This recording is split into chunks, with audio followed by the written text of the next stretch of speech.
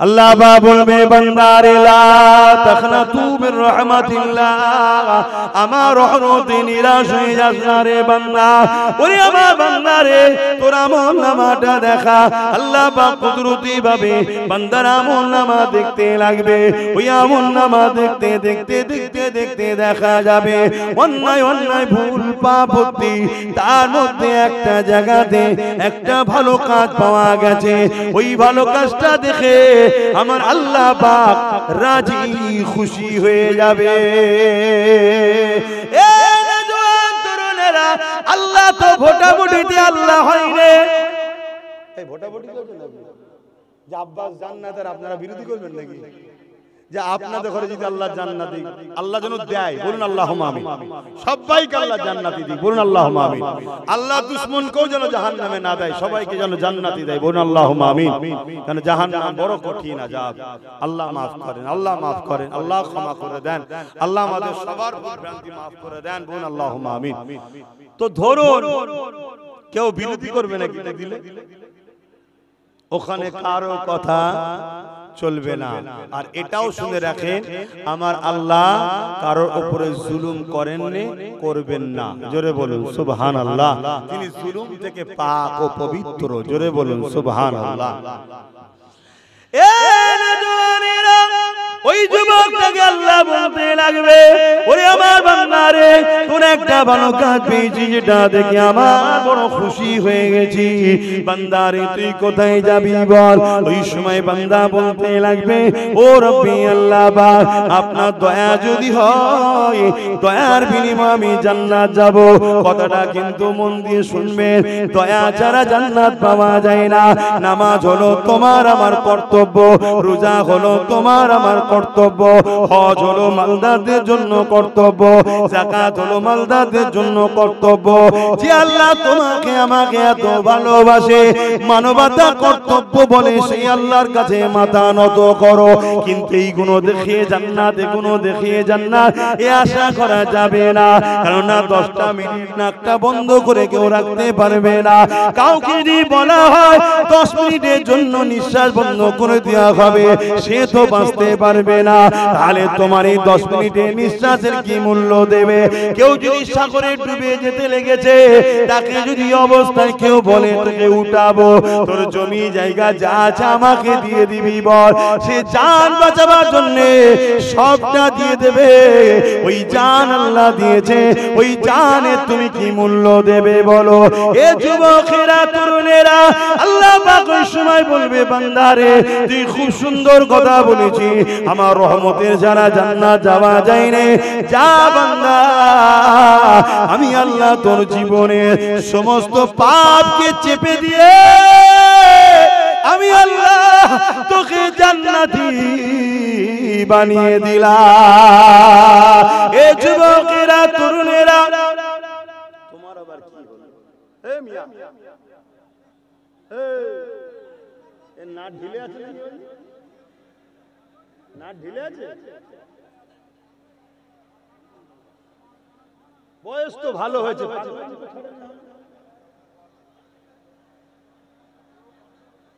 ও আব্বাস সিদ্দিকী কেন চেনে নেই, আমি কি জিনিস বুঝতে পারি না, সমস্যা। আরো 10টা মৌলভী সাহেবের মতো হয়তো আব্বাস সিদ্দিকী।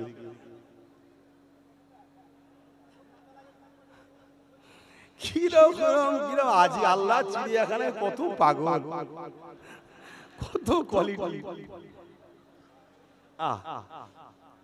কি কথা বলছিলাম? যুবকটাকে আল্লাহ বললেন, যা, আমি আল্লাহ তোকে আমার রহমতে জান্নাত দিলাম। জোরে বলুন সুবহানাল্লাহ। আল্লাহ নবীকে সাহাবারা জিজ্ঞাসা করলেন, ইয়া রাসূলুল্লাহ, হাবিবাল্লাহ, ওই যুবকটা কি এমন কাজ করেছে যেটা দেখে আল্লাহ এত রাজি খুশি হয়ে গেলেন, তার সমস্ত পাপকে আল্লাহ ক্ষমা করে দিলেন, চেপে দিলেন, মাফ করে দিলেন? এ যুবকেরা, আল্লাহ নবী জানিয়ে দিলেন, মন দিয়ে শোনো যুবকরা, বিশেষ করে শোনো, তোমার আমার জিন্দেগিতে অনেক ভুল ভ্রান্তি হয়ে গেছে। যদি কখনো সুযোগ আসে, কখনো যদি মৌকা আসে, ভালো কাজ যদি হয়ে যায় করে দিও।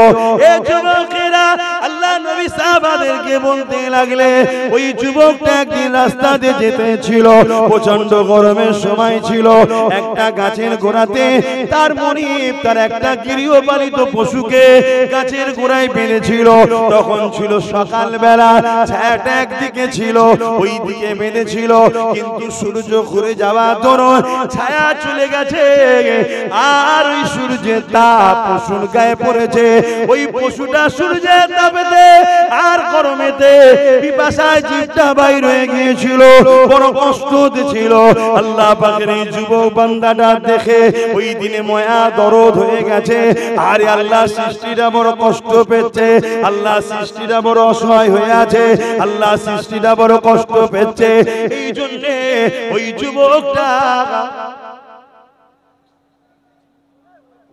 ঘুমোচ্ছে নাকি, এক্ষুনি ওখান থেকে কেউ ফটো তুলবে, তুলে ছাড়বে, আই দেখো হুজুরদের জলসায় মহিলারা সামনে দিয়ে যায়, দেখো লাও বদলাম এবার চারিদিকে শুরু হয়ে গেল। এক তো রাস্তার উপরে করা ভুল হয়েছে, কেন স্টেজটা ওখানে করলে কি সমস্যা ছিল? স্টেজটা যদি ওই জায়গাটাই করতে, পুরো মাঠটা ফাঁকা ছিল, এই মাঠেই করা কি দরকার ছিল? আরে বেশি হলেও তো জায়গা তো অনেক।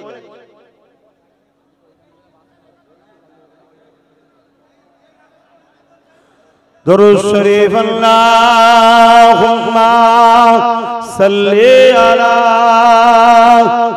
সকলে পড়েন, জবান খুলে খুলে পড়ে, আল্লাহুম্মা সাল্লি আলা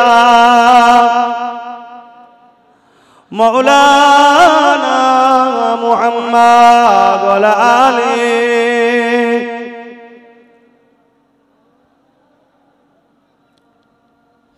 तमाम दिलों का हुजूर जानते हैं, तमाम दिलों का हुजूर जानते हैं, हर एक गुलाम का चेहरा हुजूर जानते हैं। अल्लाहुम्मा सल्ली अला,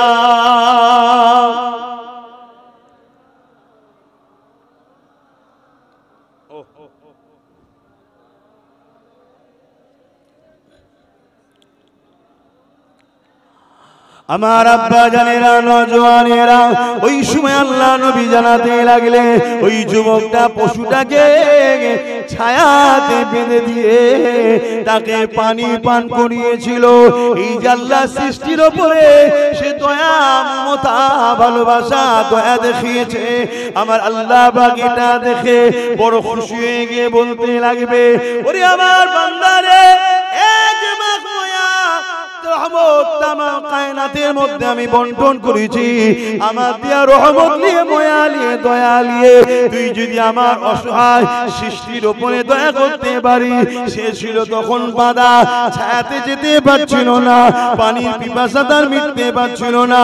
এই অবস্থাতে তুই যদি তার উপরে দয়া দেখাতে পারি, আজ ময়দানে মাশরে যেদিন মাথায় এক বেগদা ইখতিলাফাত উপরে সূর্যকে নামিয়ে দেওয়া হবে, এ যুবক মন দিয়ে শোনো, আল্লাহকে ভয় করো। তোমার যতই দাদাদিদি থাকুক না কেন, ময়দানে মাশরে সব বেটাকে নফসি নফসি করতে হবে, সবাইকে উলঙ্গ করে উঠানো হবে। সেই দিনে কারো কিছু দাদাগিরি চলবে না। ওই দিনে মাথায় এক বেগদা উপরে আল্লাহ বা সূর্যকে নামিয়ে দেবে। আল্লাহ নবী জানিয়ে দিলে এমনও পাপ পাওয়া যাবে, ময়দানে মাশরে ছেলেকে জমিনে শুইয়ে দিয়ে তার বুকের উপরে পা দিয়ে দাঁড়িয়ে যাবে। এমনও মেয়ে ছেলে পাওয়া যাবে, নিজের জন্মদাতা বাপকে জমিনের উপরে শুইয়ে দিয়ে তার বুকের উপরে পা দিয়ে দাঁড়িয়ে যাবে। এমনও মা পাওয়া যাবে, নিজের মেয়েকে জমিনে শুইয়ে দিয়ে তার বুকের উপরে পা দিয়ে দাঁড়িয়ে যাবে। এমনও মেয়ে পাওয়া যাবে, নিজের মাকে জমিনে শুইয়ে দিয়ে তার বুকের উপরে পা দিয়ে দাঁড়িয়ে যাবে। সাহাবারা কাঁদে আর বলে, ইয়া রাসূলুল্লাহ, হাবিবাল্লাহ, এই রকমটা কেন হবে? আল্লাহ নবী বললেন, লোহা আগুনে দিলে যেমন লাল হয়ে যায়, সূর্যের তাপে তো জমিনটা লাল হয়ে যাবে, ওই দিনে দাঁড়াতে পারবে না। এ যুবক, কাল যদি দুটো মিলিটারি আসে AK-47 ঠেকিয়ে যদি বলে ক্যাম্পে যাও, তার হাত থেকে তুমি যদি রক্ষা না পাও, আমার আল্লাহর ময়দানে মাশরে এই জমিন থেকে তুমি কি করে রক্ষা পাবে? কে তোমার সেদিন পাশে দাঁড়াবে? কেউ তোমার হয়ে মোকাবেলা করার থাকবে না, একমাত্র আমি আল্লাহ ছাড়া। আল্লাহ নবী বলতে লাগলেন, বাবা সাহাবারা, ওই জমিন পুরো লাল হয়ে যাবে, মানুষ জমিনে দাঁড়াতে পারবে না। যার উপরে যার জোর চলবে তাকে জমিনে শুইয়ে দিয়ে তার মুখের উপরে দাঁড়িয়ে যাবে। এই কঠিন কিয়ামতের দিনেতে তোমাকে আমাকে সবাইকে দাঁড়াতে হবে না, হবে না? আওয়াজ দিয়ে বলো, হবে না, হবে না? এটা বিশ্বাস যে করে সেইটাই তো ঈমানদার। ওয়াল ইয়াউমিল আখিরাত, আখিরাতের উপরে ঈমান, সেই তো ঈমানদার। এটা যে বিশ্বাস করে না সে ইসলামের কেউ নয়। জন্ম নিতে পারে ইসলামের ঘরে, দাড়ি টুপি জুব্বা পাগড়ি থাকতেও পারে, কিন্তু এইটা তো ঈমান।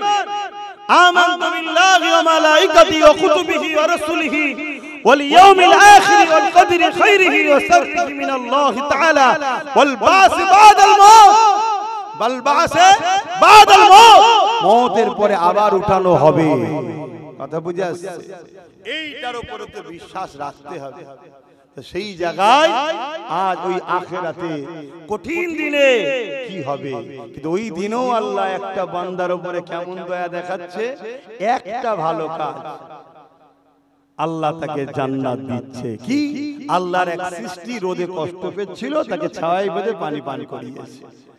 আল্লাহর কোন সৃষ্টি যদি আজ বিপদে পড়ে, জালিম হুকুমাতদের চক্রান্তের শিকার হয়ে তাদের উপর যদি জুলুম হয়, নাগিরত্ব কেড়ে নেওয়া হয়, বঞ্চিত করা হয়, ছোট্ট ছোট্ট বাচ্চাগুলো কিলে তারা যাবে কোথায়? এই বিপদের সম্মুখীন তাদেরকে যদি ঠেলে দেওয়া হয়, তাহলে ইসলামের অনুসারী হিসেবে, একজন ইসলামের তুলাবা ছাত্র বা ইসলামের প্রচারক হিসেবে আমি বলতে বাধ্য হচ্ছি, সেই সকল মানুষের পাশে দাঁড়িয়ে যারা জুলুম করবে তাদের বিরুদ্ধে লড়াইয়ের দরকার আছে না? জোরে বলো, লড়াইয়ের দরকার আছে না? এই লড়াই করতে হবে। কথা বুঝে আসছে?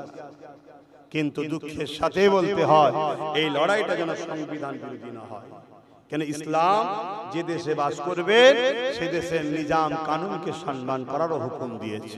এটাকেও মাথায় রাখতে হবে। বিচ্ছেদ হবে কার জন্য?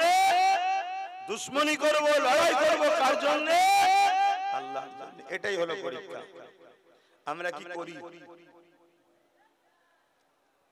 আমরা করি? আমরা করি না। আমরা আমাদের দুশ্মনের জন্য মারপিট করি, আমরা আমাদের যে পথ তার জন্য লড়াই করি, আমাদেরকে যে জাহান্নামের দিকে নিয়ে যায় তার জন্য আন্দোলন করি, আমাদের যে ক্ষতি করে তার জন্য আন্দোলন করি। আমরা নফসের জন্য মারপিট করি, আমরা দুনিয়ার জমি জায়গার জন্য মারপিট করি, চাকরির জন্য মারপিট করি, আমরা নিজের নফসের জন্য আত্মহত্যা করি, নফসের জন্য নিজেরা ঝগড়াও করি, কিন্তু আল্লাহর জন্য আমরা করি না। এজন্য আজ আমাদের বিপদে আল্লাহ আমাদের সাথ দেয় না। হিসাব তো বরাবর বাবা, আল্লাহ তো আমাদের মুখাপেক্ষী নয়, আমরা আল্লাহর মুখাপেক্ষী। আমরা যদি আল্লাহ ভুলে যাই, আল্লাহর কি দায় পড়েছে আমাকে আপনাকে বাঁচাতে যাবে? কি দায় পড়েছে তার? তিনি কি আমাদের মুখাপেক্ষী নাকি? তারপরও খেয়াল করে দেখুন, আপনি ঘুমিয়েছিলেন রাত্রিরে, সকালে আপনাকে আল্লাহ এখনো জিন্দা তুলেছে, এটাই শুকরিয়া আদায় করে বলি আলহামদুলিল্লাহ। এই আজকের দিনে আমার আপনার মতো কত লোক ঘুমিয়েছে, আশেপাশে খবর নেন, সকালে সূর্য উঠেছে, সে আর ওঠেনি, মারা গেছে। আল্লাহ আমাকে আজকে মারেনি, আপনাকে মারেনি, বাঁচিয়ে রেখেছে। বান্দা, তোর এখনো সময় আছে, তওবা কর, এখনো পরিবর্তন হ। তুই আমার মিশনে আয়, এই জমিন আমার, এই জমিনে আমার, জমিনে তুই শান্তি প্রতিষ্ঠিত কর, এই জমিনে ফিতনা বন্ধ কর, এই জমিনে আমাকে সিজদা দে, এই জমিনে ন্যায় প্রতিষ্ঠিত কর, এই জমিনকে দুর্নীতি মুক্ত কর, এই জমিনকে রেপ মুক্ত কর, এই জমিনে নেশা মুক্ত কর, এই জমিনে তাওহীদের প্রচার কর, এই জমিনে হাবিবুল্লাহ রিসালাতের প্রচার কর, এজন্য আমি আল্লাহ তোকে বানিয়েছি। কিন্তু আজ আমরা করছি কি? আল্লাহ দিয়া জিন্দেগি পেয়ে সকাল থেকে উঠে পরচর্চা, পরনিন্দা, মারপিট, খুনোখুনি, একে লুটবো ওকে লুটবো, এই সব মেন্টালিটি আমার কওমের মাথায় ঢুকানো হয়েছে। ঢুকানো হয়েছে কারা ঢুকিয়েছে? যারা দুনিয়ায় আমাদের খোদা হতে চায়। বুঝে লাও। কেন কখনো তোমার গ্রামে এসেনি, পক্ষে কে বিপক্ষে কে বুঝাওই নি, কিন্তু হক কথা তো বলতে হবে নাকি? যারা দুনিয়ায় আমাদের প্রভু হতে চাইছে তারা, যেমন ফেরাউন মানুষের প্রভু হতে চেয়েছিল, নমরুদ প্রভু হতে চেয়েছিল, আজকেও এরকম দুনিয়ায় কিছু লোক আছে আমাদের প্রভু হতে চায়। তারা সবাইকে কৃতদাস দাসী বানাতে পারলো, মুসলমানকে বানাতে পারে না। এজন্য তারা পরিকল্পনা করেছে মুসলিম সমাজকে হারাম খাদ্য খাওয়া, মুসলিম সমাজকে ছোটখাটো পদের অধিকারী দিয়ে তার দ্বারা ইসলাম বিরোধী কাজ করাও। আজকে সেটা আমরা করছি তো নাকি? হ্যাঁ করছি। কেউ ডাইরেক্ট করছে, কেউ সাপোর্টে করছে। মনে রাখবেন, চুরি করা চোরকে সাপোর্ট করে, অন্যায় করা অন্যায়কে সাপোর্ট করে, খুন করা খুনিকে সাপোর্ট করে, দেশের বিরোধী করা দেশদ্রোহীদের সাপোর্ট করে, মিথ্যা কথা বলা মিথ্যার পক্ষে সাক্ষী দেওয়া এক।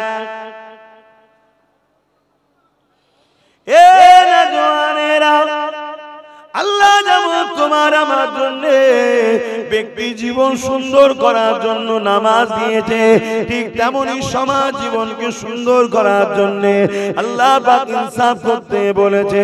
ব্যক্তি জীবনকে সুন্দর করার জন্য আল্লাহ যেমন রোজা দিয়েছে, তেমন সমাজ জীবনকে সুন্দর করার জন্য ইনসাফ করতে বলেছে, ইনসানিয়াত দেখাতে বলেছে, ন্যায় করতে বলেছে, জাস্টিস করতে বলেছে, মানব বন্ধন করতে বলেছে। এ যুবকেরা তরুণেরা যেমন ব্যক্তি জীবনকে ভালো রাখার জন্য হালাল খাদ্য খেতে বলেছে, ঠিক তেমনি সমাজের ক্রাইমকে বন্ধ করার জন্য আল্লাহ পাক শরাবকে হারাম করেছে, শরাবকে নিষেধ করেছে, ওই শরাবকে বন্ধ করতে বলেছে।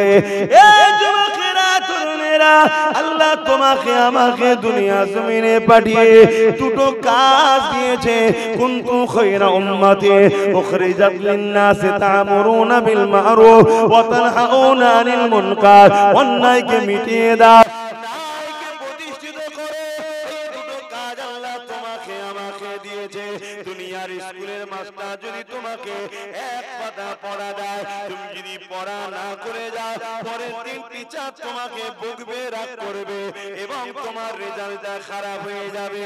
এই যুবকেরা, আল্লাহ যিনি তোমার আমার স্রষ্টা, যিনি তোমাকে আমাকে দুটো হাত পাকার, তোমাকে আমাকে মায়ের পেটেতে সামান্য বাপের শরীরের রস দ্বারা তৈরি করেছে। মনে রাখবেন, মানুষ মাটি দ্বারা তৈরি নয়, মানুষ মাটির রস দ্বারা তৈরি, একমাত্র মাটি দ্বারা তৈরি। আব্বা জান হযরত আদম আলাইহিস সালাম, বাপ আদমের শরীরের রস থেকে দুনিয়া জমিনে মানুষ জাতির ধারাবাহিক শুরু হয়েছে। তুমি আমি বাবা মা এক জায়গায় হয়েছিল, বাপের শরীর থেকে সামান্য রস যেটা চলে যাবার পরে মায়ের রেহেমে যায়, ওই রেহেমে যখন যেতে লেগেছে, ওই সামান্য রসের মধ্যে কোটি কোটি তোমার আমার মতো স্পাম রয়েছে। সবাই মায়ের রেহেমে যাবার চেষ্টা করেছিল, আল্লাহ সব কটাকে মেরে দিয়েছে। আব্বাসকে মায়ের রেহেমে যেতে দিয়েছিল, তোমাকেও মায়ের রেহেমে যেতে দিয়েছিল। আল্লাহ চেয়েছিল বান্দা দুনিয়ায় গিয়ে আমাকে সিজদা করবে, তাওহীদের প্রচার করবে, রিসালাতের প্রচার করবে, রিসালাতকে অনুসরণ করে চলবে, জমিনে শান্তি প্রতিষ্ঠিত করবে, ইনসাফ ইনসানিয়াত প্রতিষ্ঠিত করবে, আমার সৃষ্টিকে ভালোবাসবে।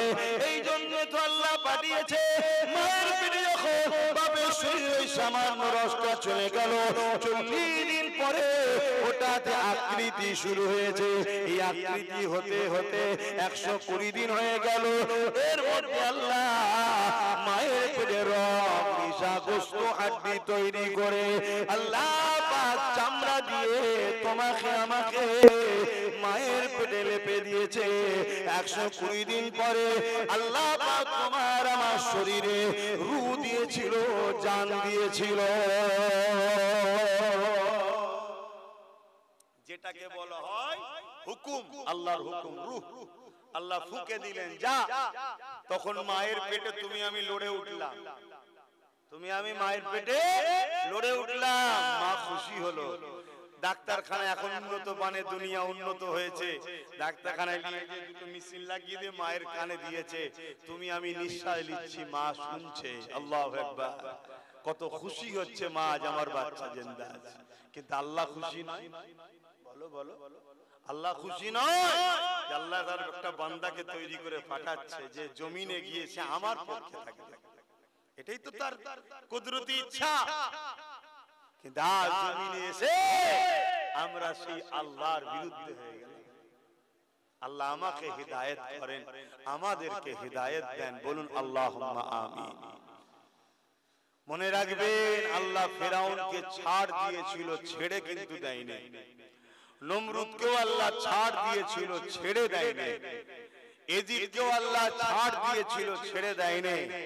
আমাদেরকেও আল্লাহ ছাড় দিয়েছে, ছেড়ে কিন্তু দেয়নি। এটা ভাববেন না, মৃত্যু হবে, সবার একদিন না একদিন হবে। সেদিন কিন্তু জবাব নেবে। সুম্মা নুফিকা উখরা ফাইযা হুম কিয়ামুন ইয়ানজিরুন। ময়দানে মাশার আল্লাহ উঠাবে। সেদিন কিন্তু সবার হিসাব নেওয়া হবে, জবাব আল্লাহ নেবে। যুবক, তোমার যৌবন কোথায় খরচ করেছো বলো? তোমার তাকত, তোমার ক্ষমতা কোথায় খরচ করেছো বলো? আল্লাহ গরিবের ঘর ভাঙার পিছনে খরচ করেছিলাম, এতিমের সম্পদ লুটার পিছনে খরচ করেছিলাম, দুনিয়ার অত্যাচারী বেঈমান নেতাদের পিছনে ঘুরে ঘুরে সময় কাটিয়েছিলাম। সেদিন তোমার আমার কি হবে ভাবো। সময় এখন আছে। এতিমকে বাঁচাবার জন্য আল্লাহ আমাদেরকে পাঠিয়েছে, এতিমকে লুটার জন্য না। এতিমকে সাহারা দেওয়ার জন্য আল্লাহ আমাদের পাঠিয়েছে, এতিমকে মিটাবার জন্য না। গরিবের ঘর বানাবার জন্য আল্লাহ আমাদের পাঠিয়েছে, গরিবের ঘর ভাঙার জন্য না। আজকে মুসলিম ছেলেরা বেঈমান জালিম নেতাদের পাল্লায় পড়ে আখসার মুসলমানের ছেলে হক নাশ করছে। হকুল্লাহতে যদি ভুল ভ্রান্তি হয়েও যায়, আল্লাহ বলেছে তওবা কর, আমি মাফ করব। নামাজ কাজা করে ফেলেছিস, রোজা কাজা করে ফেলেছিস, হজ করতে পারিসনি, আমার কাছে পুরো ভুল করেছিস, ক্ষমা চা, বল আল্লাহ ভুল হয়ে গেছে, আমি মাফ করে দেব। জোরে বলুন সুবহানাল্লাহ। কিন্তু কোন গরিবের যদি হক মারিস, মানুষের হক মারিস, মানবের হক মারিস, এক কথায় হক না যদি করলিস, যতক্ষণ না সে মাফ করে আমি আল্লাহ মাফ করব না। আর আখতার মুসলমান এখন আখতার মুসলমান হক নাশে জড়িয়ে যাচ্ছে। কেন জড়াচ্ছে? ইবলিসের চেলাদের ঘরে খুশি করার জন্য। আমার দাদা, আমার দিদি, আমার ভাই, আমার বোন, আমার নেতাকে খুশি করতে হবে। আর তোর নেতা ইচ্ছা করে তোকে আল্লাহ থেকে সরাবে বলে পরিকল্পনা করছে। কেন? এরা বদরের মতো তোদেরকে মারতে চায়, কিন্তু ঈমান থাকলে এরা জানে মারতে পারবো না। এরা মুঈনুদ্দিন আজমির মতো তোদেরকে তাড়াতে চায়, কিন্তু এরা জানে ঈমান থাকলে রুকা যাবে না, এদেরকে শেষ করতে পারবো না। কারণ ঈমানদারের সাথে আল্লাহ আছে। জোরে বলুন সুবহানাল্লাহ। তাই এরা ছলে বলে কলে কৌশলে বিভিন্ন স্টাইলে ডাইরেক্ট তোমাকে আর পাপের রাস্তা দেখাচ্ছে না। তোমাকে বলছে কি, এই কোথায় গেলি, এই দিকে ও একটু বাড়াবাড়ি করছে, ওর ঘরটা ভেঙে দিয়া। তুমি মুসলমান গিয়ে ঘরটা ভেঙে চলে এলে, তোমারই কওমের একটা ঘর। শুনছেন না শুনেন? এটা হক না, এটা হক না। তোমাকে আল্লাহ বানিয়েছিল তার জন্য লড়াই করো, তার জন্য ভালোবাসো। তুমি বেঈমান নেতার জন্য ঝগড়া করলে, কথা বুঝছেন তো নাকি? কিভাবে আমাদেরকে জড়াচ্ছে। আর এটা যখনই তুমি করবে আল্লাহ তোমার আমার উপরে নারাজ হয়ে যাবে, নারাজ হয়ে যাবে। যারা 100 বছর আগে আমাদের সামনে মাথা তুলে কথা বলতো না, তারা আজকে পুরো পৃথিবী জুড়ে আমাদেরকে তো মিটাবার কথা বলছেই বলছে, আবার বারবার ইসলামকে মিটিয়ে দেবো বলছে, বলছে না? বলে 100 বছর পিছিয়ে যাও, যারা আমাদের সামনে মাথা তুলে কথা বলা, চোখে চোখে রেখে কথা বলার সাহস ছিল না, তারা আজকে আমাদের বোনেদের রেপ করছে, ইজ্জত লুটছে। তারা বলছে মুসলিম মেয়েদেরকে কবর থেকে তুলে রেপ করব, এত বড় কথা বলছে। এ সাহস কি করে পাচ্ছে? তুমি আমি আল্লাহ ও রাসূল থেকে সরে গেছি, তাই অন্য কিছু না। সংখ্যা আমাদের কমে নেই, সংখ্যা আমাদের দিনকে দিন বাড়ছে। সংখ্যা বাড়ার পরেও আমরা মার খাচ্ছি। যেদিন সংখ্যা 1 মঈনুদ্দিন আজমির ছিল, সেদিন বিজয় আমাদের হয়েছিল। আজ আমাদের কোটি কোটি মঈনুদ্দিন হওয়ার পরও মার আমাদের খেতে হচ্ছে। কারণ কি? কারণ বুঝতে পারছেন না? দেখুন না কারণ কি। এত সুন্দর জায়গা, ঠান্ডা, এত সুন্দর ঠান্ডা বাগান জায়গা, এরপরও যদি যুবক গুণ এসেছে, কারো এখনো বসার ধান্দা আছে? তাহলে বলুন, কারো বসার ধান্দা? মুসলমানই তো নাকি? আরে কথা বলছে না? তাহলে মুসলমান ধর্মের ছেলে তো নাকি? আমার ইসলাম ধর্মের ছেলে তো, এটা ইসলাম ধর্মের মাহফিল তো নাকি?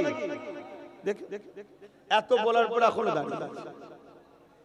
তাহলে বলুন, আমাদের কওমে যদি ছেলেরা এত বিহায়া নির্লজ্জা হয়ে যায় যে তার ধর্মের উপরে মহব্বত না থাকে, তাহলে আমাদেরকে তো মার খেতে যাবে। কথা খারাপ লাগছে? খারাপ লাগলে দাও জানবেন, আমি আসতে চাই না, আমি এমনি আসতে চাই না। কথা বুঝাচ্ছ? যারা দাওয়াত করেছিল মনে হয় জিজ্ঞেস করুন, অনেক রিকোয়েস্টের পরেই দাওয়াত হয়েছে মনে হয়। এখনো বোঝে আপনাদের সঙ্গে আমার কোনো বন্ধুত্ব নেই, কোনো দুশ্মনী নেই। আপনাদের সঙ্গে যদি আমার ভালোবাসা থাকে আল্লাহ রাসূলের জন্য থাকবে, আর দুশ্মনীও যদি হয় আল্লাহ রাসূলের জন্য হবে, অন্য কোনো কারণ আপনার সঙ্গে সম্পর্ক নেই। কথা বুঝে আসছে না? না আমি আপনার সঙ্গে ব্যবসা করি, না আপনার সঙ্গে আমার জমির লেনদেন, না রক্তের কানেকশন, না আত্মীয়তা আছে, কিছু নেই। একটাই সম্পর্ক, আপনি যার বান্দা আমিও তার বান্দা, আপনি যার উম্মত আমিও তার উম্মত। এটাই হলো কানেকশন আপনার সঙ্গে আমার। আর এই কানেকশনে দুনিয়াতেও বাঁচাতে চাইছি, আখিরাতে জান্নাতে যাতে যান ওই রাস্তাও দেখাতে চাইছি।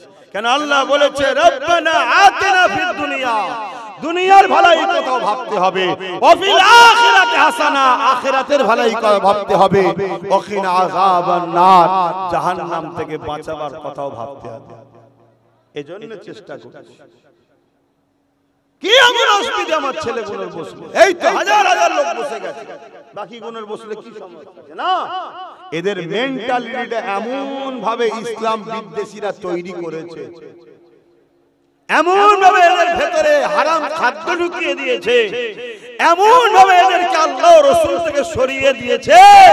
যদিও ইবলিসের ঠেলা গুঁতো খেয়ে টেনে টুনে এসে বসেছে, এসে হাজির হয়েছে, কিন্তু বসতে ইবলিস দিচ্ছে না। কেন? রাসূল বলেছেন বসার কথা, বসলে গুনাহ মাফ হয়। জোরে বলুন সুবহানাল্লাহ।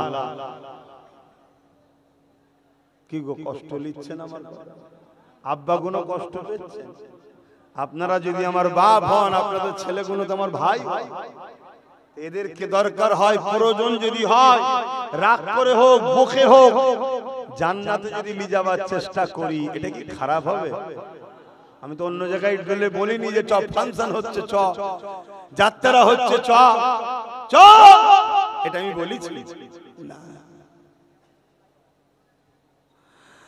আরে আমার আল্লাহ আপনাকে কত ভালোবাসে, সেই আল্লাহকে আমি আপনি কি দিলাম? তিনি তো তোমার আমার মুখাপেক্ষী নয়।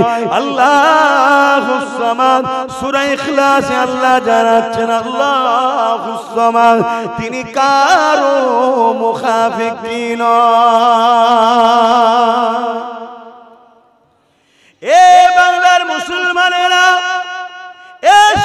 নগর এলাকার মুসলমানেরা, যদি তোমরা মনে করো আমরা আল্লাহ ছেড়ে দেবো, রসুল ছেড়ে দেবো, ইসলাম ছেড়ে দেবো, যার কুদরতি হাতে আমার জান রয়েছে, সেই আল্লাহ শপথ করে বলি আমার আল্লাহর কোনো যায় আসে না, আমার রাসূলুল্লাহর কোনো যায় আসে না, আমার ইসলাম আমার কোরআনের কোনো যায় আসে না।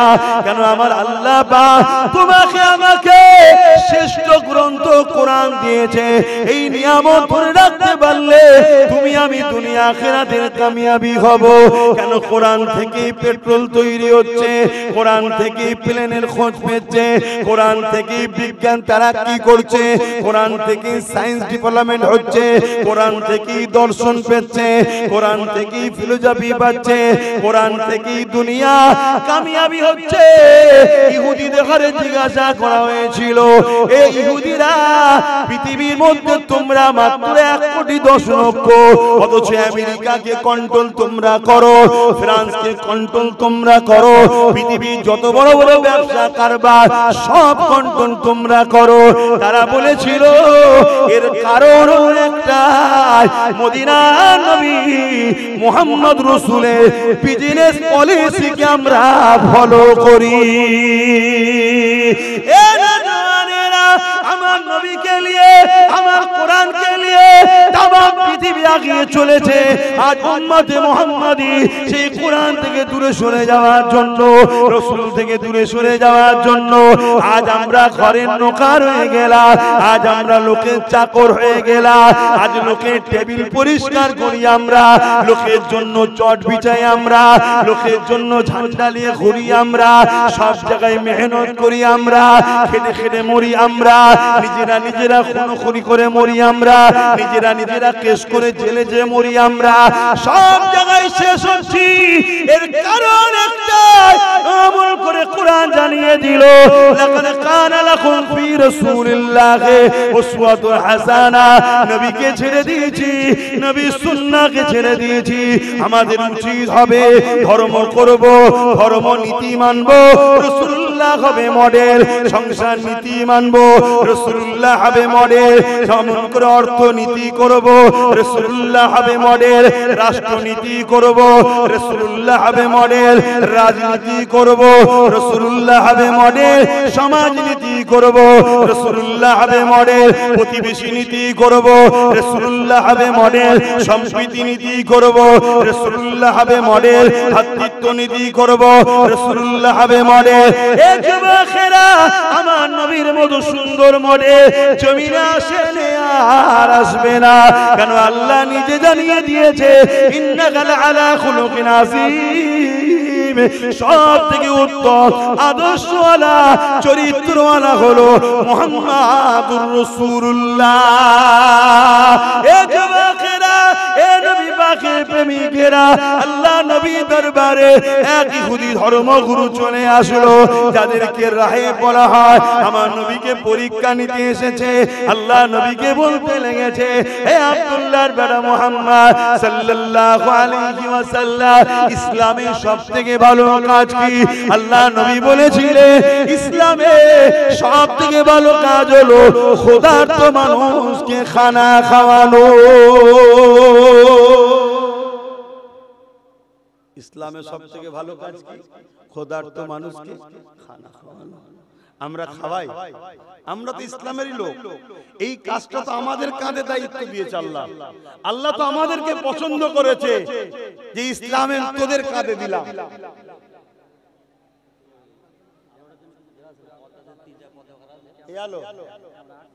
মাথা গরম হয়ে যাবে, এমনি মাথা গরম হচ্ছে। হ্যাঁ, সাইডে দাও, সাইডে দাও, ওইরকম দূর থেকে আরো দিতে হয়। শুনছেন ভাই? কেন আমাকে চলে যেতে হবে, সময় দিতে পারবো না। তাহলে ইসলামের সব থেকে ভালো কাজ কি? ক্ষুধার্ত মানুষকে খানা খাওয়ানো। এই কাজটা তো প্রত্যেকটা ইসলামের মানুষের দায়িত্ব। সেই ক্ষুধার্ত যদি আমার প্রতিবেশী মুসলমান হয় তাকেও খাওয়াবো, সেই ক্ষুধার্ত যদি আমার প্রতিবেশী হিন্দু হয় তাকেও দিতে হবে, সেই ক্ষুধার্ত আমার প্রতিবেশী আদিবাসী দলিত সাঁওতাল মতুয়া হয় তারপরেও তাকে খানা খাওয়াতে হবে। কেন রাসূল বললেন ক্ষুধার্ত মানুষ, ক্ষুধার্ত মুসলমান বলেন। শুনছেন তো? কি কষ্ট আমাদের, কিন্তু ক্ষুধার্ত মানুষকে খানা খাওয়ানো তো দূরের কথা, মুসলমান ক্ষুধার্ত লোকের সম্পদকে মারার জন্য একদল মুসলমান ঘুরছে না ঘরে। সব থেকে যারা বড় ক্ষতি করছে ধনী লোকেরা। এই বলি আবার ধনী লোক কেন? হ্যাঁ, যাকাতটা তো ক্ষুধার্ত মানুষের হক, ক্ষুধার্ত ইমানদার মুসলমানের হক হলো যাকাত। প্রকৃত যাকাত কি গরিব মুসলমানকে দেয়? ও নাম কামাবার জন্য অন্য জায়গায় দেয়। অথচ রাসূল বলছে যাকাতের প্রথম হক হলো তার আত্মীয়র মধ্যে কেউ গরিব আছে কি দেখো তাকে দাও। যদি আত্মীয়র মধ্যে কেউ গরিব না থাকে, শুনছেন তো আমার লাইট খাটানো দেখছেন,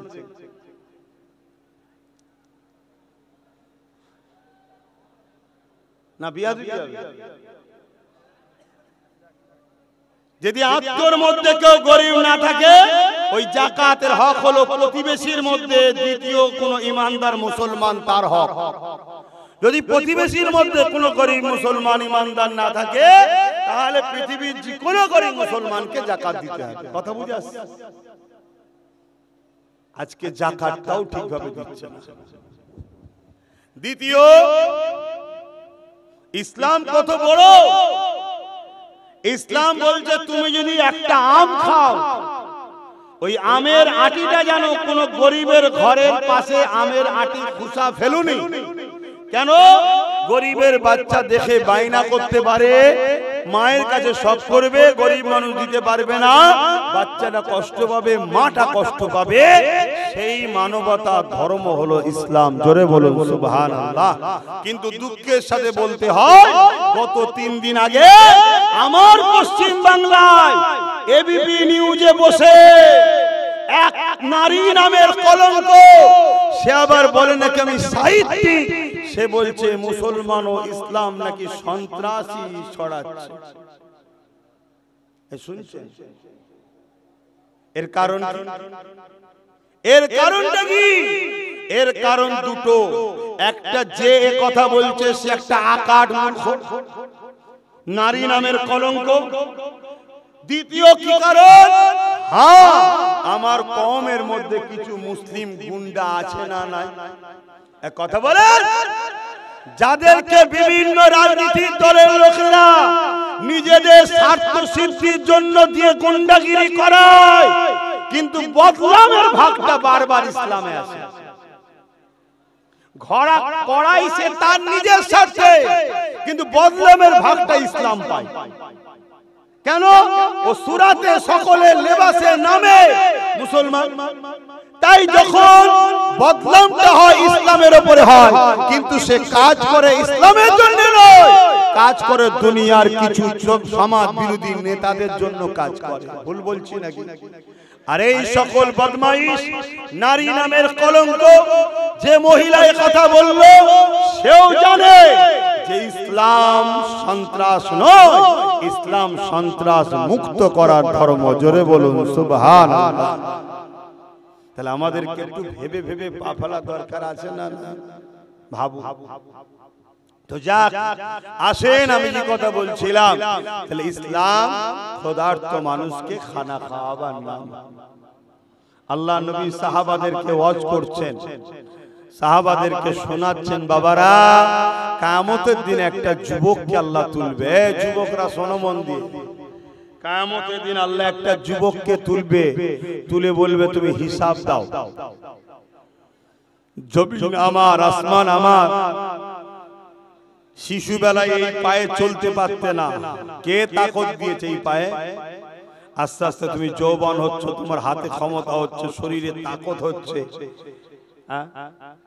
আগে দুপা জোরে চালাতে গেলে পড়ে যেতে, আল্লাহ তোমায় তাকত দিয়ে তুমি ছুটছো, লাফাচ্ছ।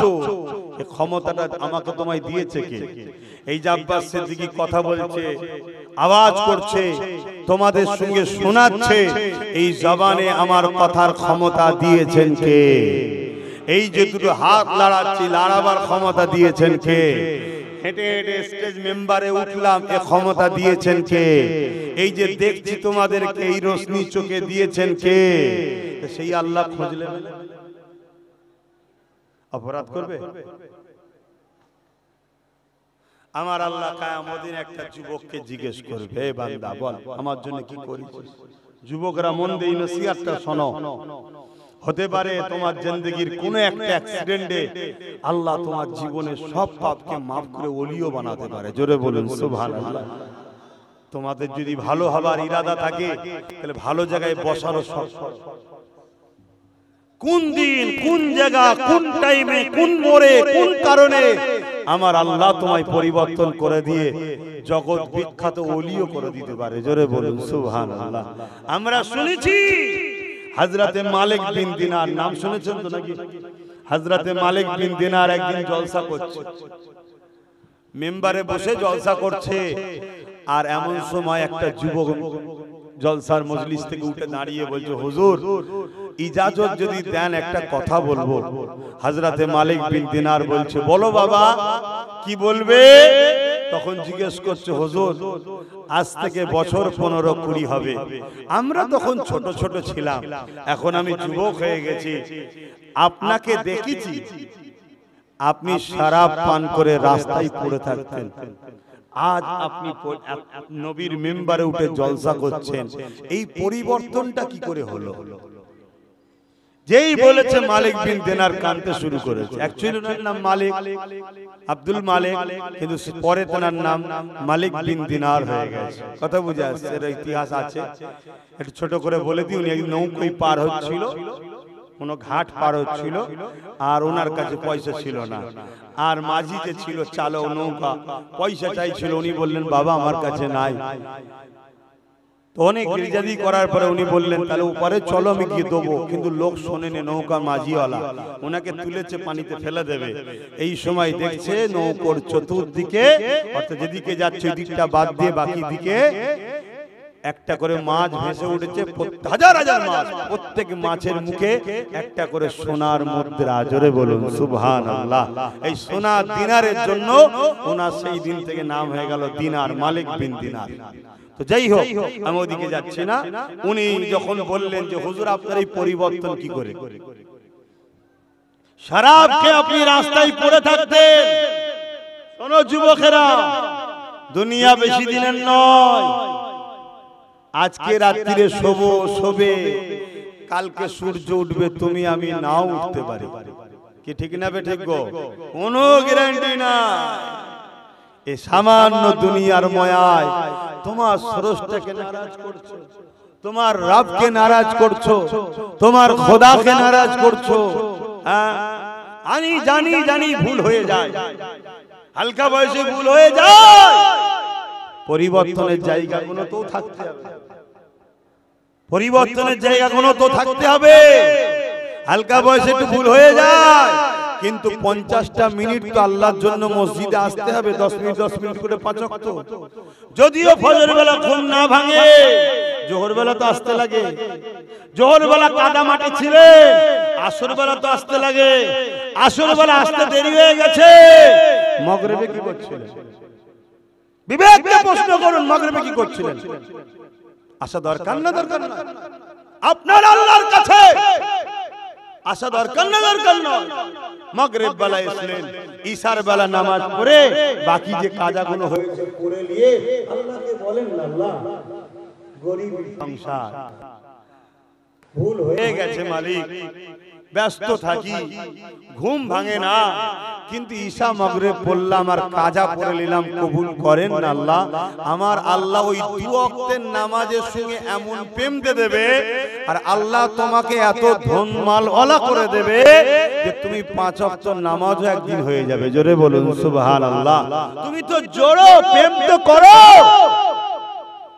কোথাকার একটা অপরিচিত মেয়ের সঙ্গে তোমার বিয়ে হয়ে গেল, 2 দিন ঘর না হতে হতে এমন প্রেম হয়েছে যাকে দেখে তুমি থাকতে পারছো না, এত ভালো। আল্লাহ ভালো জিনিস, ভালোবাসা আল্লাহর রহমত।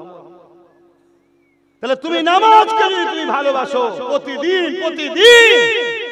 সেই নামাজ তোমাকে ছেড়ে দেবে, সেই নামাজ তোমাকে ভালোবাসবে না। এগুলো মাথায় লাও আমার ভাইরা, যুবকরা মাথায় লাও। চারিদিকে আবার নতুন করে ফেরাউন বসেছে, চারিদিকে নতুন করে হিটলাররা বসেছে, চারিদিকে নতুন করে নমরুদ বসেছে, এরা গরিবদের ঘরে মেরে দিতে চায়, গরিব রাখবে না, গরিব রাখবে না, গরিব রাখবে না। আর মুসলমান তুমি আমি দুটো কারণে মার খাবো, এক মুসলমান হওয়ার জন্য মার খাবো, দ্বিতীয় গরিব হওয়ার জন্য মার খাবো। আর অন্য সমাজের মতুয়া থেকে শুরু করে হিন্দু টিন্দু যা আছে, এরা গরিব যারা আছে সব মেরে শেষ করে ফেলবে। আমি অনেক আগে থেকে বলে আসছি, আমার কথা তো পছন্দ হয়নি, দেখো না কি হয়। কথা কিছু বুঝছেন না, বোঝেন না? বড় লোকের কোনো সমস্যা নাই, বড় লোক যে হবে তার বাড়ি যদি পাকিস্তানে হয়, তাকে আমার দেশের একটু বলবো, আমার দেশের প্রধানমন্ত্রী ভিআইপি ভাবে নিয়েছে, আমার দেশে নাগরিক দেবে। আর মতুয়া হিন্দু গরিব, তাকে বলছে সিএ করো তারপরে দেবো। কেন? তুই পাকিস্তান থেকে আদনান সামি একজন মুসলমান, আমি জানি না আমি মুসলমান, যাই হোক মুসলমান, তাকে যদি সিএ না করে ডাইরেক্ট নাগরিকত্ব দিতে পারে, তাহলে আমার বাংলায় মতুয়া ভাইদেরকে কেন সিএ করতে হবে? ডাইরেক্ট নাগরিকত্ব দিয়া ভারত সরকারের দরকার আছে না? জোরে বলে আছে না? কিন্তু আমার মতুয়া ভাইরা বুঝছে না, মতুয়া ভাইরা এখন মুদি মুদি করে এখনো ঘোরে আছে। এখনো ভালোবেসে বলছি, পরিবর্তনের সময় আছে। মুসলিম 30-35%, দলিত ওই মতুয়া সমাজ মিলে 27-28%, বেশি তো কম নয়, এক হয়ে যায়। কথা বুঝছেন না, বোঝেন না? কোন বাপের বেটা নেই তোমাদেরকে আমাদেরকে এক হয়ে গেলে রুখতে পারে। ওয়াকাফ হচ্ছে মুসলিম সমাজের দান করা সম্পদ আল্লাহর রাহে। বুঝতে পারছেন তো? শুনছেন? ওয়াকাফ হচ্ছে মুসলিম সমাজের ধনী ব্যক্তিরা আল্লাহকে খুশি করার জন্য আল্লাহর রাস্তায় দান করা সম্পদ। সেই সম্পদের উপরে মসজিদ হয়েছে, সেই সম্পদের উপরে মাদ্রাসা আছে, সেই সম্পদের উপরে কবর আছে, সেই সম্পদের উপরে ঈদগাহ আছে, সেই সম্পদের উপরে কবরস্থান আছে, সেই সম্পদের অর্থ মুসলিম ছেলেদের পড়াশোনাতে লাগে। এই হলো ওয়াকাফ।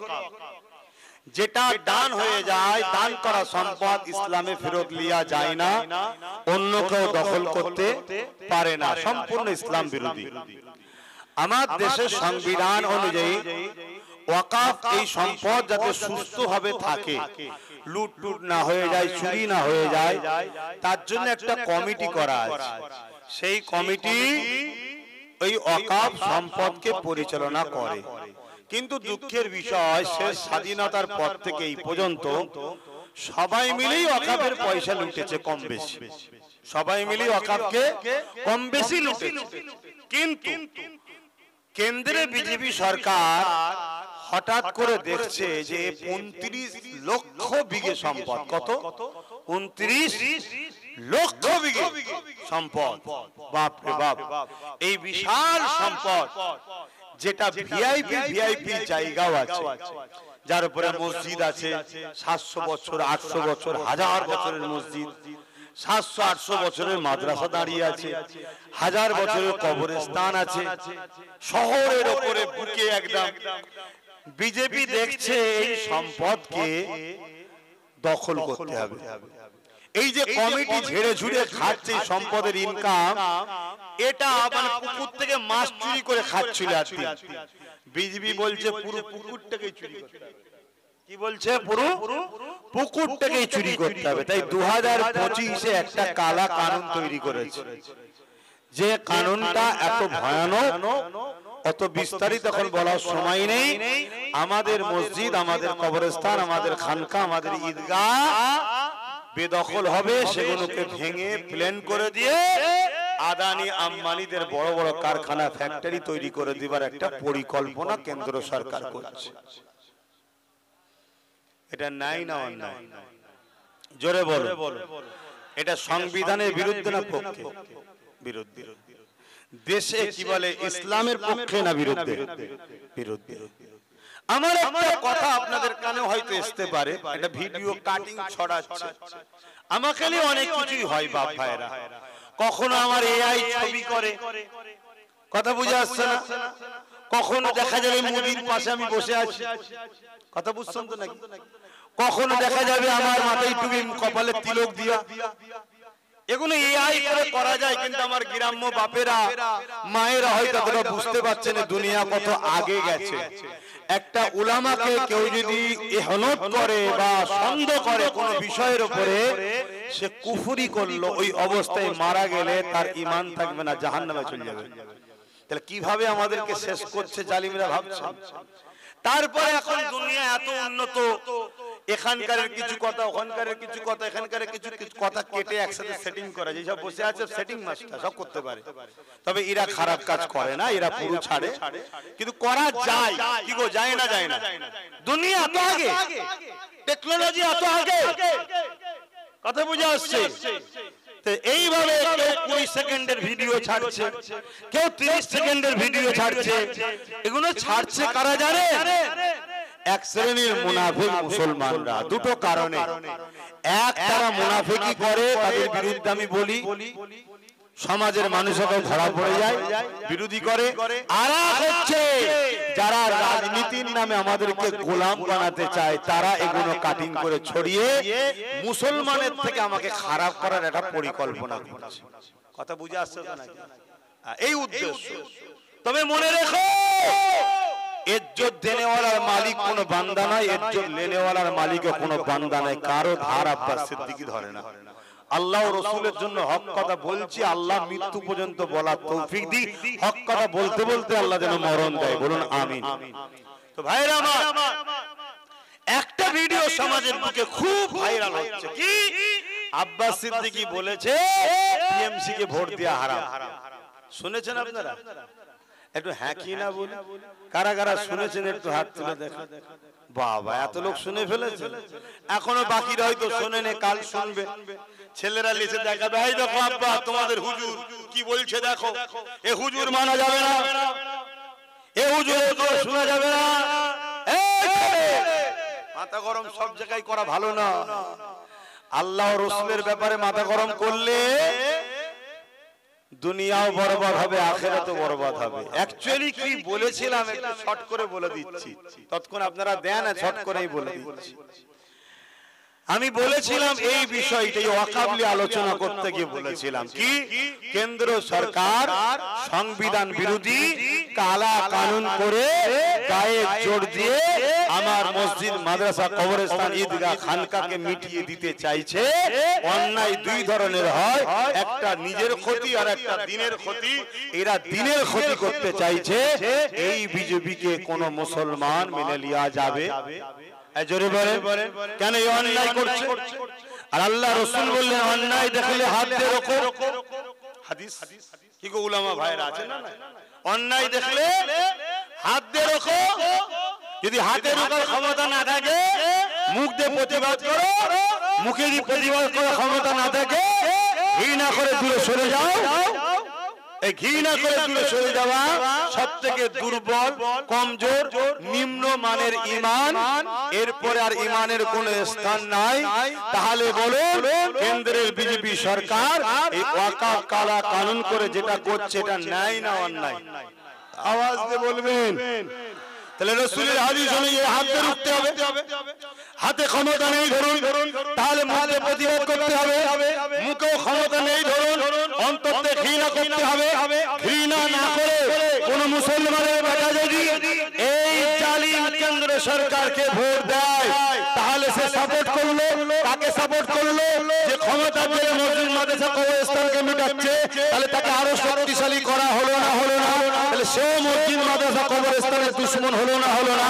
যে মসজিদ, মাদ্রাসা, কবরস্থানের দুশমন হয়, সে কখনো ইসলামে থাকতে পারে না, সে বেঈমান হয়ে যায়। তাহলে বিজেপিকে ভোট দিলে সে ঈমানদার থাকবে? এইটা আমি বলেছি। এরপরে কি বলেছি সেবার শোনো। এরপরে বলেছি, আমাদের ভোটে যে সরকার জিতেছে, সেই সরকার যখন বাংলায় ওয়াকফ কালা কানুনের বিরুদ্ধে, বিজেপির বিরুদ্ধে যখন বাংলায় আন্দোলন করতে নামলাম, রাজ্য সরকার বলল দিল্লি চলে যাও, এখানে আন্দোলন হবে না, যদি করে তোমার সব থেকে বড় দুশমন আমি হব। আমার প্রশ্ন, মসজিদ ভাঙবে বিজেপি, রুখবো আমি, তুমি আমার সাথ না দিয়ে, তুমি তো বলেছিলে বিজেপির হাত থেকে বাঁচাবো আমি, আমাকে ভোট দিয়েছিলাম, আজকে বিজেপির বিরুদ্ধে বললে তোমার বুকে যদি ব্যথা হয়, তাহলে আমি জানতে চাইছি তুমি বিজেপির দুশমন না বন্ধু? তুমি যদি বিজেপির বন্ধু হও, তুমি বিজেপি মসজিদ মাদ্রাসা ভাঙবে আর তুমি বলছো রুকা যাবে না, তুমি মাদ্রাসা মসজিদ ভাঙুক এটা চাইছো, যে মাদ্রাসা মসজিদ ভাঙে চায় তাকেও সাপোর্ট করা হারাম, ঈমান থাকবে না। কথা বুঝে আসছে না? আর কি বলেছি আমি? বলেছি যদি কেউ বলে কোরআন শেষ হয়ে যাবে, আমার উন্নয়ন শেষ হবে না, কোরআন শেষ হয়ে যাবার কথা যে বলে তাকে সাপোর্ট মানে কোরআন শেষ হয়ে যাওয়া বাদীকে সাপোর্ট করা মানে ঈমান চলে যাবে।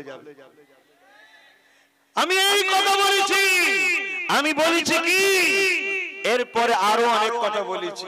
কেউ যদি রেশনের দ্বারা মুসলমানকে প্রসাদ খাইয়ে বেঈমান কাফের বানাতে চায়, তাকে ভোট দিয়ে জিতানো হারাম। এই শুনছেন তো নাকি? এসব কিছু বলার পরে আরেকটা কথা বলেছি কি, এরপরেও যদি বাংলার মুসলমান মনে করে যে ভাই কি হবে কি হবে, তাহলে তোমরা তোমাদের দিদিকে যে বুঝাও না যে আপনি এই কথাগুলোকে উইথড্র করে নেন, যে আমার বলা ভুল হয়েছিল, দিল্লি চলে যাও, এটা আমি উইথড্র করে নিচ্ছি, কোরআন শেষ হয়ে যাবে বলা ভুল হয়েছিল। কথা বুঝে আসছে না? মানুষ মাত্র ভুল হতে পারে, তুমি ক্ষমা চেয়ে নাও। ক্ষমা চেয়ে না পর্যন্ত এই মজলিস থেকেও বলে যাচ্ছি, ইসলামের দুশমন, কোরআনের দুশমন যারা ক্ষমতা দ্বারা মিটাচ্ছে, এদেরকে সাপোর্ট যে করে সে ইসলামের মধ্যে থাকে না, নবীর হাদিস সে বেঈমান হয়ে যায়। মেশকা শরীফের হাদিস খোলো, মেশকা শরীফের হাদিস খোলো, এখানে উলামারাও রয়েছে। তোমার দুনিয়ার পার্টিবাজি করতে গিয়ে কাফের হয়ে মরবে, কাফের হয়ে খোলো। কেউ যদি জালিম হয়, জুলুম করে, তুমি জানার পরেও যদি তুমি তাকে সাথ দাও, তাকে জিতাও, মেশকা শরীফের হাদিস বলছে সে ইসলাম থেকে বেরিয়ে যায়। এই কথা আমি আমার জাতিকে, আমার কওমকে, আমার ভালোবাসার মানুষকে, আমার ভালোবাসার বাপ মাদের ঘরে বেঈমানির হাত থেকে বাঁচাবার দরকার আছে না? না। তাই আমি বলেছি, কোন মুসলমানের যদি মনে হয় তোমার হাদিস মানি না, মানবি না, মানবি না, আমি আমার হাদিস কিসের? মুক্ত আমার কথা তো আল্লাহ রাসূলের, কিয়ামত দিন জবাব দিবি। এই বাংলায় দুর্গাপুরে বুলডোজার দিয়ে মাদ্রাসা ভাঙা হয়েছে না হয়নি? কে ভেঙেছে? আব্বাস সিদ্দিকী। যে মাদ্রাসা ভাঙে তাকে তুমি ক্ষমতা দিয়ে আরো মাদ্রাসা ভাঙাতে চাইছো। এই মাদ্রাসার শিক্ষক নিয়োগ বন্ধ হয়ে গেছে, 10,000-এর উপরে পদ খালি। যদি চাকরি পেত 10,000 মুসলিম ঘরের আলেম ওলামা ছেলেরা চাকরি পেত, বন্ধ হয়ে গেছে। কেন? মাদ্রাসা শিক্ষাকে মিটিয়ে দাও। এটা কি আরএসএস এর ইশারা নয়? তাহলে বিজেপি যার ইশারায় কাজ করছে, রাজ্য সরকারও তার ইশারায় কাজ করছে। তাহলে ভোট দেবো আমরা, আর ঘর ভাঙবে আমাদের, ভোট দেবো আমরা, মসজিদ ভাঙবে আমাদের, ভোট দেবো আমরা, মাদ্রাসা ভাঙবে আমাদের, ভোট দেবো আমরা, আর প্রসাদ খাবে আমাদেরকে। এটা মেনে নেওয়া যাবে না। আমার ভালোবাসার মানুষ, আমার আব্বা, আমার মা, আমার ভাই, আমার বোন, আল্লাহ কোরআন বলেছে তোমরা তোমার আত্মীয় পরিজনকে বাঁচাও জাহান্নামের আগুন থেকে, ও আনফুসাকুম ওয়া আহলিকুম নার, নিজে বাঁচো, নিজের আহলকে বাঁচাবার চেষ্টা করো। তাই যদি কেউ সন্তান ভাইয়ের মতো মনে করে, যদি এ ক্ষমা স্যালেন্ডার না চায়, একে সাপোর্ট করা হারাম। এটাই বলেছি। এবারে মানবেন না মানবেন সবটাই নিজের নিজের ব্যাপার। আমি কে? জবাব তো আল্লাহর কাছে। এটা আমার ডিউটি ছিল, ডিউটি করে দিলাম। যাক, এখন আমি কথা শেষ করব। আর এরা যখন কোন দিক দিয়ে আমায় পাচ্ছে না, তখন আমাকে একটা কথা বল। এরা পুরো বক্তব্যটা দেয়নি। কেন দেয়নি জানেন? এরা ঘুরিয়ে ফিরিয়ে আমাকে একটা জিনিস বুঝাতে চাইছে, আমি হলাম বিজেপির লোক। আমি কার লোক? জোরে বলেন। বিজেপির লোক। ওই জন্য আগের বক্তব্যটা দেয় না যে বিজেপি কে প্রথম ভোট দিয়ে হারাম বলেছি, তারপরে একে হারাম বলেছি, উপরন্তু আবার একে বাঁচিয়েছি কি যদি ক্ষমা চেয়েলাই দেয়া যাবে। এই কথা বুঝছেন না? বুঝেন না? কারণ রাজনীতিতে তুই কার চাকরি ছেড়েছিস, কি ছেড়েছিস, আজ ছেড়েছিস, ওটা দুনিয়াদারি ব্যাপার, তোরা বুঝে নিয়ে যা। তোর ক্ষমতা কে দিল আমার ধর্মের উপর আঘাত দিবা? তোকে কে ক্ষমতা দিয়ে কোরআন শেষ হয়ে যাবার বলা? তোকে ক্ষমা চাইতেই হবে। তুই সিএম তো কি হয়েছে? কিসের লাশাব তুই? মানুষ সরে গেলে রাস্তার কুকুর তোকে চিনতে পারবে না। বিগত দিনে অনেক সিএম চলে গেছে, রাস্তার কুকুর চেনে না তাদের পারে। আমরা যাদের পাশে থাকি তারা ওই চেয়ারে বসে থাকে। আমরা সরে গেছি 34 বছর সরে গেছে, আমরা সরে গেছি 5 বছর সরে গেছে, আমরা আছি, তুই আছিস। তওবা করেলে, তওবা মানে ক্ষমা চেয়েলে, ক্ষমা চেয়েলে, তাহলে আব্বাস সিদ্দিকী এসে শুধু বিজেপির বিরুদ্ধে বলবে, ওর বিরুদ্ধে বলবে না। এই তো কথা। আর যদি বলি দাদাগিরি দেবো, আরে ফেরাউন কম দাদা ছিল না, নমরুদ কম দাদা ছিল না, একটা খোঁড়া মশাকে নমরুদ সামলাতে পারে না, তুই কি দাদাগিরি দিবি রে? কথা বুঝে আসছে না? লাপাবার আগে হাত করে রয়ে যাবি, চোখ বেরিয়ে যাবে, জান চলে যাবে। কথা শেষ দিয়েছেন তো, এখন তওবা করি আসেন। বিসমিল্লাহির রহমানির রহিম। না আরেকটা কথা বলে দিই, আবার কিছু মুনাফিক মৌলী সাহেব বেরিয়েছে, তারা আবার আমার বক্তব্যটাকে নিয়েছে আর একটা কোন প্রবীণ বুজুর্গ বড় একটা ব্যক্তির মানুষের বক্তব্য কাটিং নিয়েছে। তিনি নাকি বলেছে ভোট দিতে হবে আর আমার হারামটাকে জুড়েছে। অতএব কার কথা লব? তিনি বলেছে 10 বছর আগে। কবে বলেছে? 10 বছর আগে বলেছিল নাকি দিল্লি চলে যাও, এই বলেছিল 10 বছর আগে বলেছিল কোরআন শেষ হয়ে যাবে, 10 বছর আগে প্রসাদ খাইয়েছিল, 10 বছর আগে নাকি বলেছিল নাকি মিড ডে মিল দেবো না, জানেন তো নাকি মিড ডে মিল দেবো না, মাদ্রাসার ছেলেদের ঘরে রাস্তার কুকুরকে বাচ্চাদের ঘরে খেতে দেবো বলেছে, জানেন তো নাকি রাজ্য সরকার বলেছে। এই 10 বছর আগে উনি বলেছিল, 10 বছর আগে এই রূপ তো দেখাই না যে রূপ আজকে দেখাচ্ছে, ঠিক না বেড়ি? 10 বছর আগে তো সবাই বলেছিল, আমিও তো বলেছিলাম রে বাবা একটু দেখাই যাক না। তাহলে কেউ যদি আজকে মসজিদ থাকে, এই যে কবরস্থানে চাঁদা দিলেন, আজকে দিলেন তো নাকি, কাল যদি কবরস্থান আল্লাহ না করুক দখল করে দি সিনেমা হল করে দেয় জালিমরা, চাঁদা দেবেন নাকি? কথা বলেন। তাহলে আজকে এখন রাত, এখন দিন, এখন যদি রাত এসে যায় তখন রাত বলতে হবে, ঠিক তো নাকি? তাহলে আজকে আপনি ইসলামের উপরে আছেন বুঝাবার জন্য বলছি। আপনাকে আমি দেখলে সালাম দেবো, মুসাফা করবো, কথা বলবো, মসজিদে জায়গা দেবো, ইক্তেদা করবো, যদি ইমাম হয় নামাজ পড়াবো। কিন্তু আপনি যদি দুনিয়ার লোভে বেরিয়ে গিয়ে ইসলাম ছেড়ে দেন, আপনাকে ইমামতির জায়গা দেবো না, মসজিদ রুখতে দেবো না, সালাম দেবো। তাহলে এতদিন আপনার দ্বারা ইসলাম বিদ্বেষী কথা দেখিনি, মুসলিম বিদ্বেষী কথা দেখিনি। আপনি দুনিয়াবি ক্ষেত্রে লোকের চাকরি বাকরি এটা সেটা ঘোটালা করেছেন, টাকা পয়সা আলু গরু চুরি সব এটা গোটা হয়েছে, ওটা আলাদা বিষয়। আমি হুজুর মানুষ, জলসায় সব বলতে যাবো না। কথা বুঝে আসছে না? তুমি যখন আমার ধর্মে আঘাত দেবে ছেড়ে দিয়া, তাহলে যে মৌলী সাহেব, যে বক্তা সাহেব, যে প্রবীণ মানুষ বলেছো 10 বছর আগে ভালো কথা বলেছো তো, এই কথা ভুল বুঝছেন নাকি? কিন্তু আজকে কি বলছে কথা মাথায় ঢুকছে না? ঢোকে না।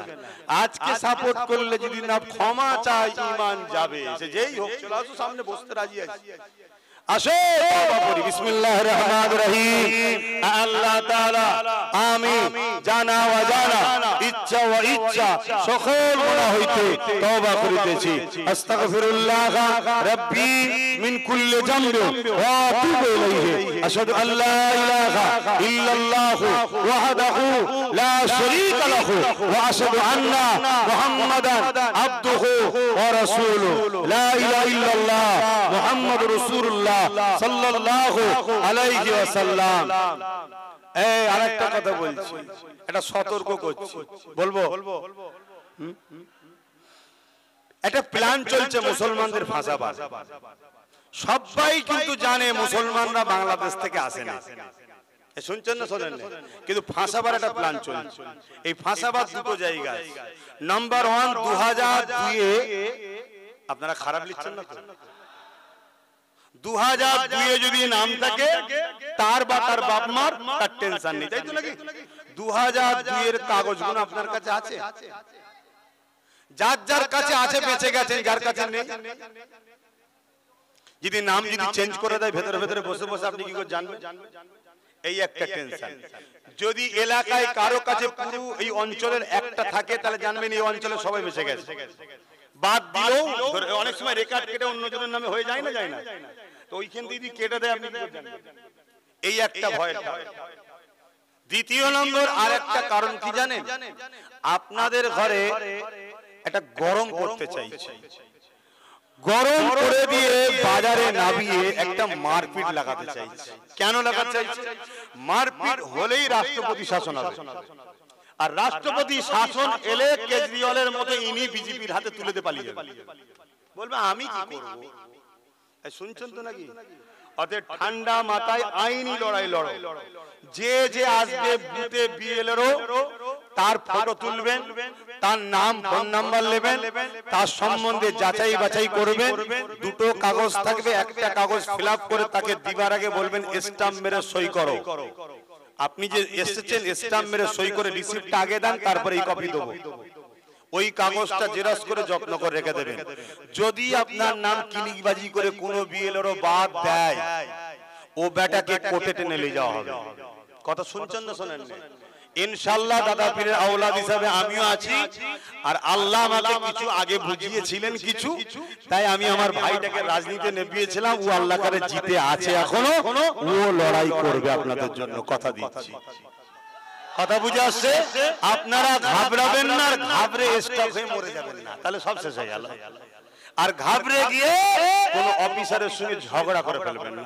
ঝগড়া করালেই মুসলমান তোমাদেরকে ফাঁসাবে, ফাঁসিয়ে রাষ্ট্রপতি শাসন করবে। রাষ্ট্রপতি শাসন হলে মিশিন ওদের, সব ওদের, যেখানে যাই দাও সব ওরা নিয়ে বেরিয়ে চলে যাচ্ছে। কথা মাথায় ঢুকছে? এটা একটা পরিকল্পনা হচ্ছে। অতএব যখন আমি কাউকে ভোট দিয়ে নেতা বানাই, এর দায়িত্ব আমার সবকিছু সুরক্ষা করা। এই এলাকায় যা সমস্ত হবে, এলাকার এমএলএ কে দেখবে, এমপি কে দেখবে, রাজ্যে যিনি ভোট নিয়ে বলেছিল আমায় দিয়ে সুরক্ষা দেবো, সে লড়াই করবে নির্বাচন কমিশনের সাথে। আমি কেন যাব? কথা ভুল বলছি না বলে? তুমি লড়াই করো, তুমি যাও। উপরন্ত না গিয়ে 90,000 অফিসার দিয়েছে রাজ্য সরকার, যাতে করে এসে একটা তাড়াতাড়ি হয়। সাপ হয়ে কামড়াচ্ছে, উজা হয়ে ঝাড়ছে। আর 221 কোটি টাকা বাজেট করেছে এসআর এর খরচের জন্য। শুনছেন ভাই? এই যে কথাগুলো বলছি, সত্য কথা বলছি। দম থাকলে ক্ষমতাই তো তারা কেস করবে না আমার বিরুদ্ধে। শুনছেন না শোনেন? তাহলে কিভাবে ফাঁসাচ্ছে বুঝতে পেরেছো? শুধু রাস্তায় নামবে, আবার নেবে একটা মোল্লাদের জন্য, একটা মুসলমানদের, শুধু দেখবেন আমাদেরকে তাতাবে। কথা বুঝছেন না? বোঝেন না? আর অথচ আল্লাহ শুকর করে বলছি, উপর থেকে ইপারে কেউ আসেনি, ইপার থেকে উপরে কোটি কোটি গেছে। আচ্ছা বলেন তো ভাই, একটা জায়গায় 80% মুসলমান, এক জায়গায় 80% হিন্দু। কথা ভালো করে বলবেন। 80% মুসলমান যেখানে জুম্মা মসজিদ আছে, 5 ওয়াক্ত নামাজ হয়, ঈদগাহ আছে, কুরবানি হয়, একসাথে বিয়ে শাদী অনুষ্ঠান, ধর্মীয় কাজ, জলসা মাহফিল। কি তো 20% মুসলমানকে যদি বলা হয় ভাই তুই কি এখানে থাকবি না 80% এ চলে যাবি, 20% মুসলমান কি বলবে? যে ভাই ওইখানে গেলে ভালো হয়, একসাথে কুরবানি করব, একসাথে ঈদ করব, একসাথে নামাজ করব। কি তো উপরে মুসলমান বেশি, উপর থেকে কোনো মাথা মুটা এবারে আসে নাকি? এবার থেকে উপরে পালিয়ে গেছে। আর যদি আমার 20% ভাইকে, যেখানে 80% মুসলমান আছে, তাদেরকে যদি বলা হয় যে 80% হিন্দু যেখানে সেখানে যাবে, সে বলবে যাব। কেন যাবে? হিংসার জন্য বলছি না, তার ধর্ম করতে সুবিধা হবে। কারণ 80% ওখানে মন্দির আছে, একসাথে তার অনুষ্ঠান করবে, একসাথে তার কালচার করবে, একসাথে বিয়ে শাদী সব কি সুবিধা হবে না? তো উপর থেকে কখনো কে ইপারে আসে? ইপার থেকে এসেছে অমুসলিম ভাইরাই বেশি। কথা বুঝে আসছে না? এই আশার দরুন তাদেরকে বার করে দিবে, এটাও আমি পক্ষপাতিত্ব নয়। কেন কাটাতার মেরেছ তোমরা নেতারা, পাবলিক কেন ভোগান দিলে? তোমরা নেতা রাজা হওয়ার জন্য সব দেশ ভাগ করেছো। কথা ঠিক না বেঠিক? পাবলিক কেন ভোগান দিলবে? যদি কেউ 30, 40, 50 বছর এখানে থেকে ট্যাক্স দেয়, ঘর বাড়ি করে, আর করে তাকে তাড়ানো হবে? এটা উচিত নয়। সে যদি মতুয়াও হয়, কি বলে অন্য কোন ধর্মের হয় তার কেউ তেড়িয়ে দেওয়াটা মানবতার দৃষ্টিকোণ থেকে উচিত হবে না। সে ভোটার কার্ড দিয়ে তোমায় ভোট দিল, তুমি সরকার হলে, ভোটার কার্ড দিয়ে তোমায় ভোট দিল, সরকার হলো, ওই ভোটার কার্ডটা কে দিয়েছে? সরকারই দিয়েছে। তাহলে ভোটার কার্ড যদি ভুল হয় তাহলে ভুল তো প্রথম যারা অফিসার তাদেরকে ধরতে হবে। কত টাকায় খেয়েছিস বলতে, কি ভুল বলছি ভাই? দ্বিতীয় নম্বর কথা, অনেকের নাম ভুল আছে, তাই তো নাকি? এই ভুল আছে না নাই? অনেক দিন ধরে বলা হচ্ছে সংশোধন করে নাও, কিন্তু আজ আমি বলে যাচ্ছি ঘাবড়াবেন না। নাম ভুল হয়েছে, ঘাবড়াবার কিছু নেই। নাম যদি ভুল হয় আপনার দোষ নয়, অফিসারের দোষ। আপনার দোষ নয়, অফিসারের দোষ। আপনার ট্যাক্সের পয়সায় তাকে অফিসার করা হয়েছে, তাকে মাইনে দেওয়া হয়, সে যদি নাম ভুল লেখে তো তার দোষ। আমি লিখেছি নাকি? এই কম্পিউটারে আমি তো লিখছি, অফিসার তুলেছে, তাকে ঠিক করে দিতে হবে। ঘাবড়াবার কিছু নেই। শুধু আমাদের উচিত নিজেদের হাতে আরো পাওয়ার তৈরি করা দরকার। আল্লাহ একটা দিয়েছে, একটা নিয়ে লড়ছি, আল্লাহ যদি আরো দেয় আরো নিয়ে লড়বো। এটুকু আপনাদের কাছে দোয়া দরখাস্ত। আল্লাহুম্মা আমিন। আয় আল্লাহ, আল্লাহ আমার এক ভাই হুমায়ুন, তার আম্মা জন্য 3 খতম কোরআন তেলাওয়াত করেছে, আরো যে যা তেলাওয়াত করেছে